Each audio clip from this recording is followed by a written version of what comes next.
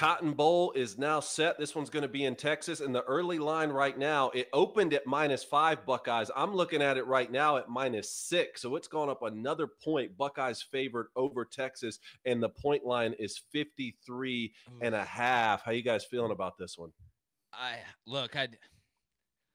picked Texas to win the whole thing. So I would love to sit here and tell you that I think Texas has the advantage.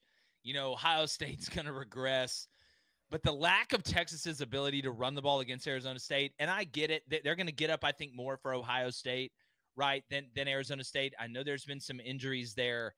But if you think it was tough sledding against Arizona State in the run game, you're basically walking into Mordor. I just, in my mind, I am seeing Texas not be able to run the ball and Ohio State just absolutely folding Quinn Ewers.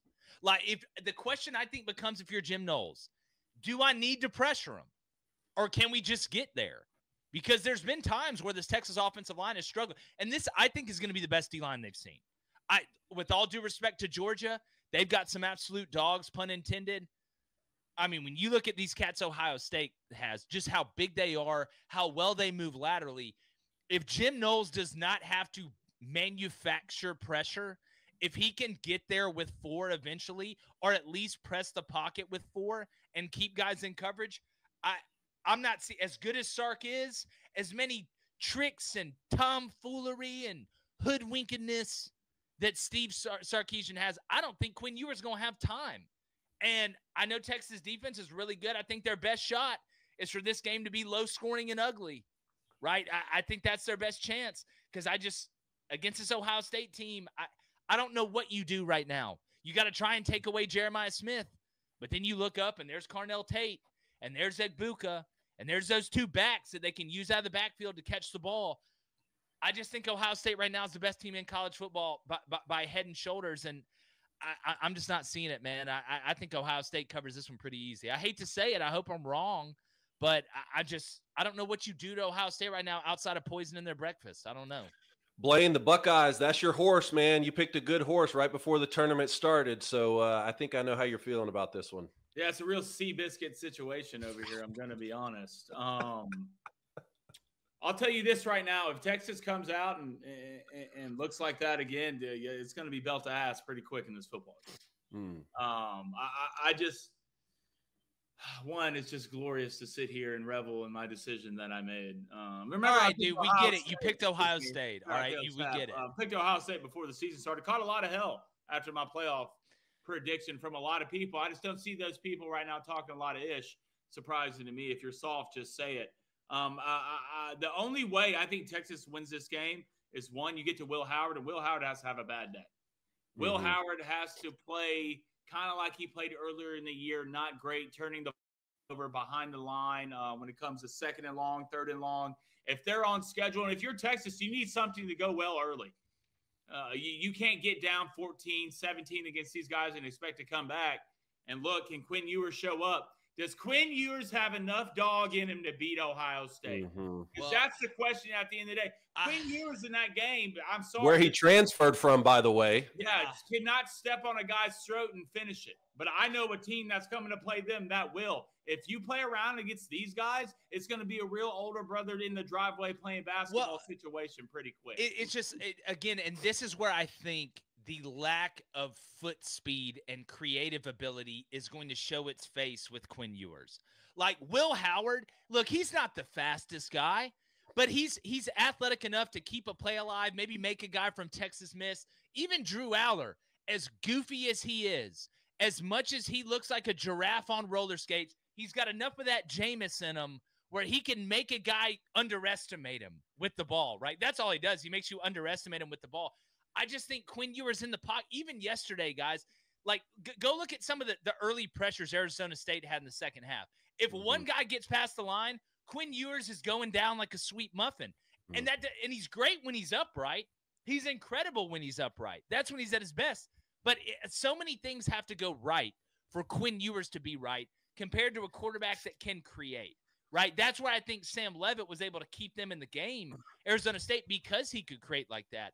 I just do not see A, this Texas offensive line consistently dominating these guys in the run game enough to slow down the pass rush. And then B, when they do throw it, they're going to have to go max pro, which takes at least two guys out of routes. So if you're going to try and beat Ohio State with two-man routes, good luck and no run game.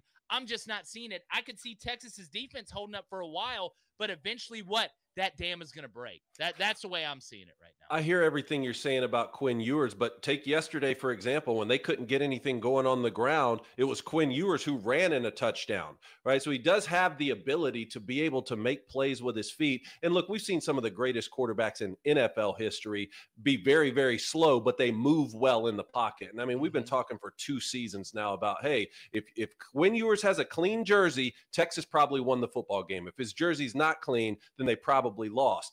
That kind of has gotten thrown up in the air a little bit these past few games because we've seen some teams be able to get to him, but just not consistently throughout the entire game. The Buckeyes right now, they feel like that team in 2015 that won the national championship. Remember when they came on really strong at the end of the year? They're down to their third string quarterback. Cardale Jones is playing, and it was in a different fashion because it was more of the Zeke Elliott show, but still 59-0 over Wisconsin in the Big Ten championship. They're beating Alabama in the college football playoff.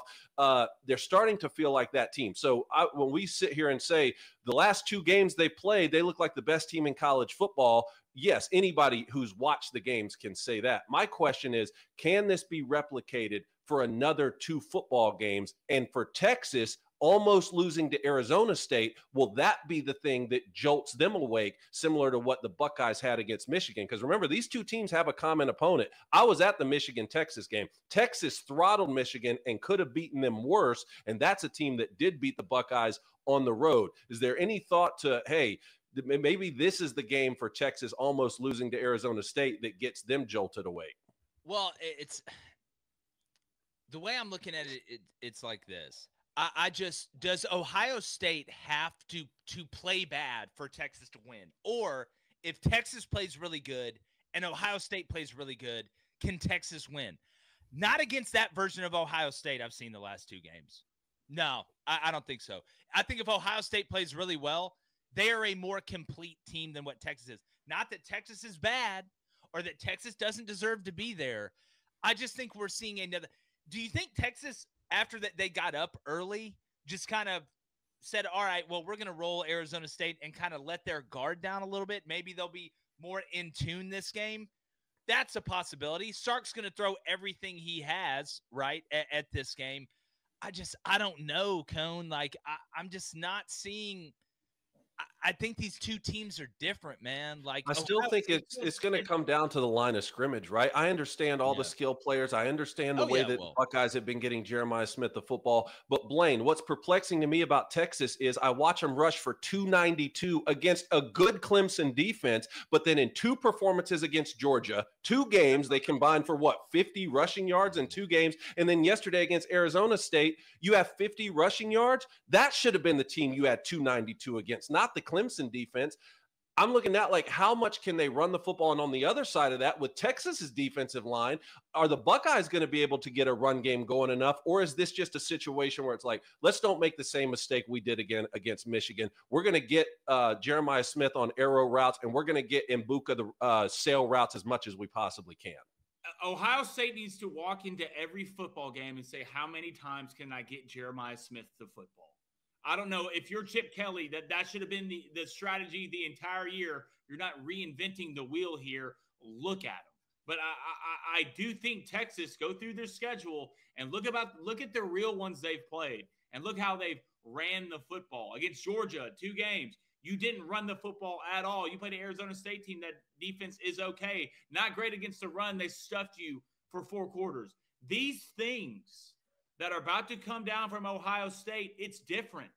Like it's legitimate NFL talent from D-line to linebackers to corners to the back end. And what Caleb Downs does from a leadership, athletic standpoint, top 5 pick, in my opinion, he takes everything away from the middle of the field. So at this point, who can you rely on the outside if you're Texas? You have a couple good pieces, but are they good enough? And I'm sorry, Quinn Ewers, 1, he can't run it all, and 2, he has bad feel in the pocket.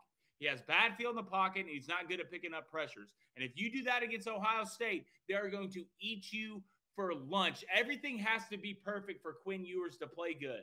Will Howard, it doesn't have to be because of the weapons that he has around them. And another big surprising thing, I didn't see Arch Manning at all in this game. No short yard packages or anything like that, which is surprising to me. And as good as Texas has been all year, their red zone play calling on offense has been mediocre. It's been mediocre. Go look at the numbers. Well, they're not good in the red zone. I'm just worried about the offensive line, man. Like, if I'm a Texas fan, I am horrified at the offensive line right now. Like, because look, I mean, Banks went down in the game holding that same ankle. If he can't play, really, and you got to put Gooseby out there that was already in there for your starting other tackle, dude, what JT and Tyleek and Blazer and Laser and Taser and the rest of them are going to do to you up front, there's not going to be – Caleb Downs is going to sit in the middle. He's going to play a game called Let's Find Gunnar Helm, because whenever Quinn Ewers needs that security blanket, who did he go to? Right? He went to Gunnar Helm. Which wasn't even until the second half, right? Did he not have a target in the first half? It was nuts, Cone. I couldn't believe it. I'm telling you, they got up 14-0. They ran that punt back. Because remember, they should have blocked the first punt. They should have scored 2 special teams. I don't know. Oh, boy, closed his eyes. I was a special teams coordinator for a long time. You want to know what that was? We used to do a drill where you would come and block the punt. You would start out from your stance, and I would make sure your eyes were open. Because a lot of guys do this. They close their eyes when they get there because there's about to be contact. And all old boy did was sidestep them, right? So I think Texas looked at that. They were shutting down Scattaboo. Sam Levitt was running like a kid from an abusive home environment. And they're like, you know what? We're going to beat Arizona State to death. Let's put some stuff on tape. Wisner did nothing yesterday. And it really wasn't his fault. They were getting cooked by Arizona State's defensive line. And, guys, they outweighed Arizona State's defensive line by like an average of 30 pounds. Guess what's about to happen to you? Not only are Ohio State guys as big as you or bigger, they are faster than Arizona State. That last run that Quinn Ewers had for a touchdown, you remember that touchdown that he had? That's not happening against Ohio State. It's not going to happen. What Quinn can't do is see pressure and just fall down. Throw the ball away, dog. 2nd and 10 is a whole lot different than 2nd and 15. And if you do that and they get you behind the chains and you let Jack Sawyer and that other exciting white they have coming off the bench like he's in the wine aisle of a Kroger, I forgot what his last name was, you're going to be in big, big trouble. Well, to Blaine's point about Texas's rushing attack against other defenses this year. I mean, let's just take Michigan and Oklahoma both, for instance, right? Those are 2 solid defenses. Texas ran for over 140 against Michigan, over 175 against Oklahoma. Now, you can say that the offenses for both of those teams were so inept that the defenses never really had a chance, and that's what allowed Texas to run the football effectively. But still, they were able to run the ball, and again, 292 against Clemson. I've seen Texas at times be able to run the football effectively to open up the pass game for Quinn Ewers against really good defenses. Then I've seen them face really good defenses and rush for 20 yards. Which one are we going to get? Because they're not built in the same way as Oregon, even when Oregon was down 24-0 and they had minus 16 yards rushing, I still wasn't panicking because their offense is built like that to be able to throw quick game all over the field, then hit you deep and come back at any moment. Texas, to a certain extent, it's like they're their best when they are running the football effectively.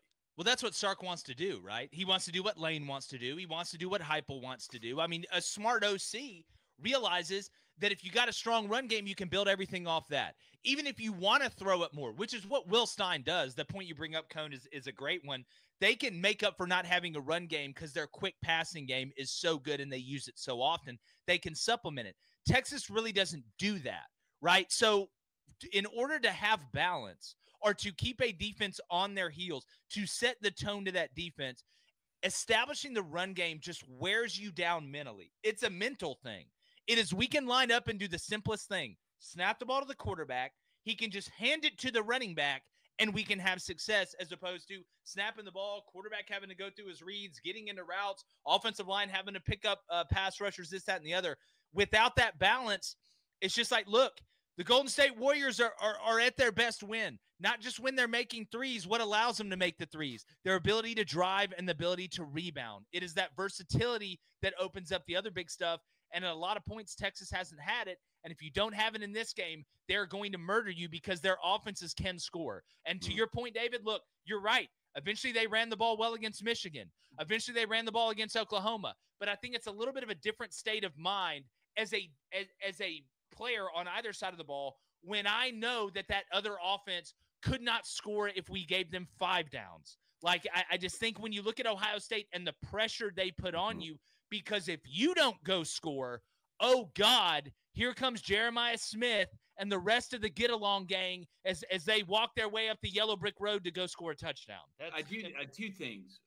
One, I think from a Michigan standpoint, why they ran so well against Michigan, because Michigan's defense was on the field the entire game. The entire game. I just think from a roster standpoint, there's an astronomical difference between Ohio State and Oklahoma. Just from an NFL talent on your defense. Offensively, for sure. Yeah, I'm just saying that Oklahoma team didn't give up a touchdown against Alabama, and Texas beat them like 34-3 in a rivalry game too. That was my only point there. I know, but it's not hard to figure out Alabama at this point. I promise you that. With the way they're playing, we could probably get 8 guys and give up 14.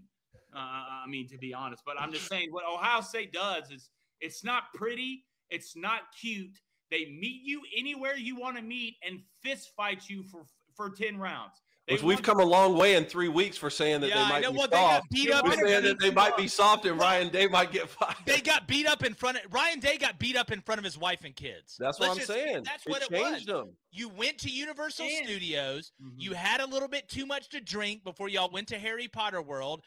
Some guy you thought was talking ish as you were walking by. You started talking it back to him, and you got beat up in front of your wife and kids. And now you have a buzz cut like Edward Norton in American History X. You've been doing push-ups. You've got a Bowflex. You're now getting ready because you realize you have to regain your honor. Now you've got to go find somebody in Harry Potter World that's close to your size that you got to not only beat them up, you got to beat them up back. You got to send a message. All right, whether it's by the tilt-a-whirl, whether it's by the Ferris wheel, whether it's by some sort of Hogwarts ride that I'm not smart enough to remember, you've now got to regain the honor in front of your wife and kids so they can feel safe around you again. What if somebody breaks in the house late at night? Daddy got his ass whipped by a guy that was 5'9" with no bicepts. Like, how are you going to protect the house? We got to rely on the dogs now. Like, why do we have a German Shepherd and a Mastiff? One, you can't tell. I'm not going to Rainbow Land. And you can't make me. And 2, it's just like, it's not only you lost to Michigan, right? It was everything that surrounded it afterwards, right? Nick Saban talking about your fans. Kirk Herbstreit talking about your fans. Ryan this team's a failure. We created a monster. We created a villain in the lab. Lex Luthor. Did Ryan Day get bullied into? Did he get bullied into being good? Like, sometimes this has happened. This is why. But my question is, like, can that be replicated? That like the change that came from emotion like that, can that be replicated for another 2 games in the college football playoff, or is there any complacency that sits in and say, yeah, now we've proven the world twice in a row that we're the best team, and all of a sudden you blink once and Texas beats you by 3? No, look, if you fart during the spelling bee in 3rd grade in front of everybody, nobody forgets. Did my mom tell you that? Yeah, no, that actually happened to me, but I ended up winning the spelling bee. I had to. It's just like Ryan Day. It was the same thing. Like, you got embarrassed so much. Now I've got to be able to spell Acapulco. All right, you're transcontinental.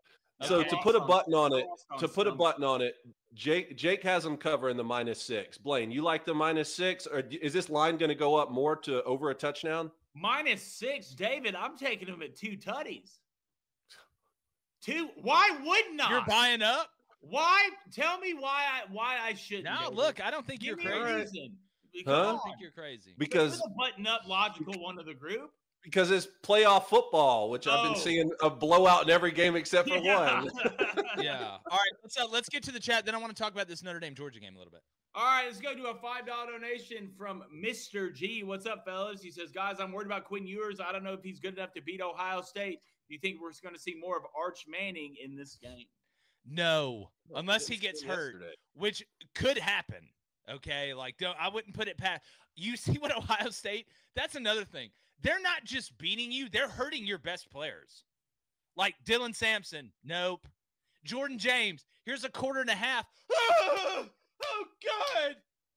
And then he's out of the game. Like, so I would not put it past to see somebody running around with Quinn Ewers' head halfway through the first quarter for Ohio. Probably Jack Sawyer. That would be the guy. Speaking of lost, if the plane went down, like that's the guy you're looking to. I don't trust. Like Blaine said, so many things have to go perfect for Quinn Ewers to work. I just don't think consistently it will. Like those plays Dylan Gabriel made yesterday, extending the play. Quinn Ewers isn't making that play in this game. You just better hope you catch Ohio State in a blitz and that he replaces the blitz with the ball. That's the only way I think you're going to get him out of it. But Quinn Ewers hasn't done a good job of that. He sees the rush. Oh no, I'm going down. Right? I'm with you, Mr. G. I'd be nervous. I picked y'all to win it, so I'm right there with you. All right, let's go to Ben. What's up, Ben? He says, if Texas wins this game, how do they win, and what's the final score? If Texas wins? Mm-hmm. I mean, Quinn Ewers doesn't get sacked. Will Howard does. They rush for over 100 yards. Yeah. Will Howard turns the football over. Yeah, I think that's it. I think that's it. And you better make field goals.